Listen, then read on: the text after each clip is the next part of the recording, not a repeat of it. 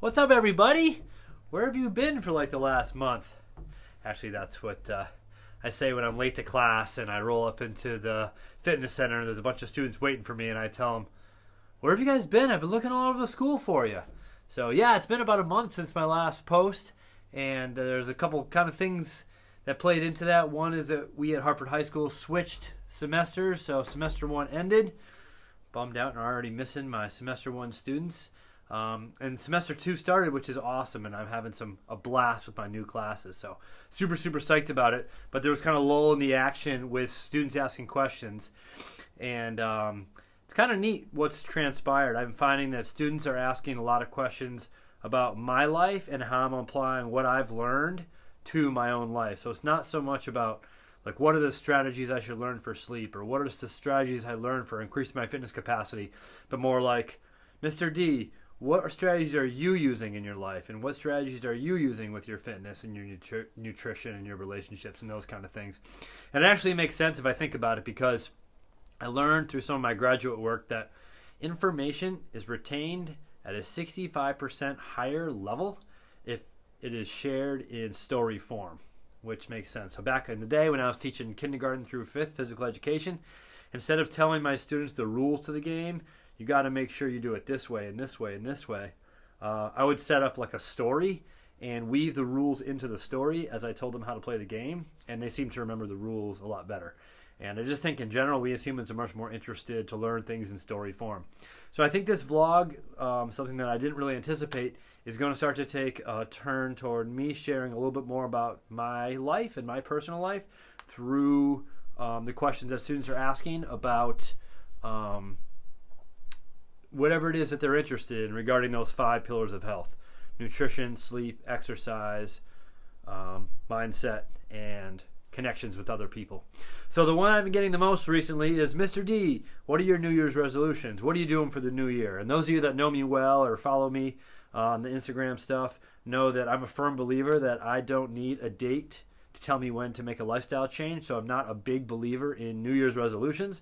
I've only made one in my entire life, and that was 6 years ago, and that was from now on to eat all of my lunches with chopsticks, because I was eating way too fast, and I learned that eating slower is good for my body. So I learned to eat chopsticks, but now I'm really proficient with chopsticks, and I've been eating with chopsticks for 6 years, so I think I need to learn to eat lefty with chopsticks. That would slow me down a little bit.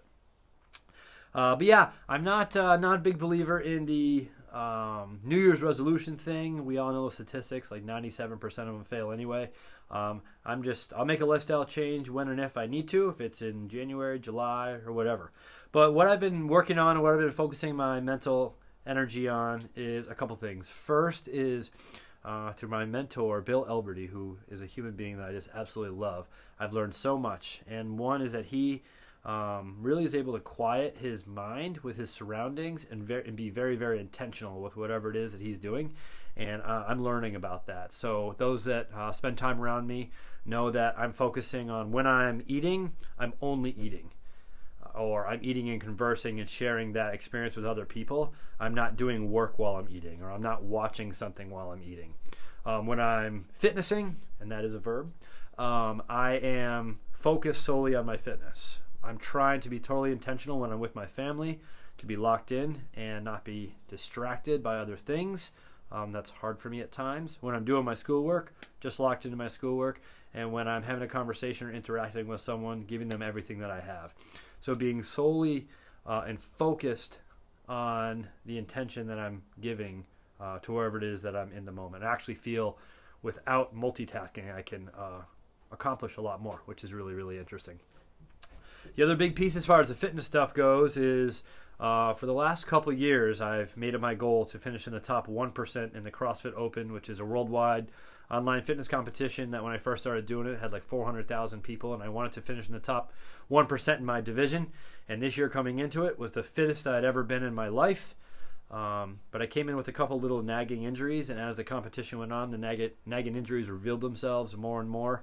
To the point where I had a pretty significant hamstring injury, and partway through the competition, and I was in that top 1% when I had to drop out due to my hamstring injury. So I've decided this is my year of healing. So I'm going to back off on the super intense stuff Whereas before I was doing workouts at 90 to 95% intensity, like 9 workouts a week. There's my wife. She's home. Cool. All right, I'm going to end this thing so I can go say hi. But where my intensity was 90 to 95% with every workout, now I'm dropping it back to like 60 to 70% and working out a little bit less intense. In addition to that, once I got injured, I had no idea how much time and energy this competition preparation was taking. With morning workout, midday stretching, afternoon workout, and nightly stretching, mobilizing, and bath, it was up to 4 hours a day that I was putting into my fitness and recovery. And I think that it was a little unbalanced.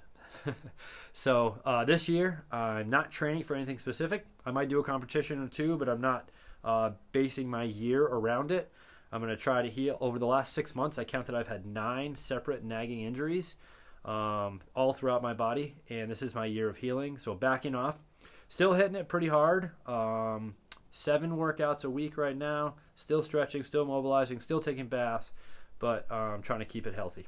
So that was my plans for the year. Back off on the intensity, let my body heal, and be more intentional with my time and my mind. And that's what I'm working on. See you soon.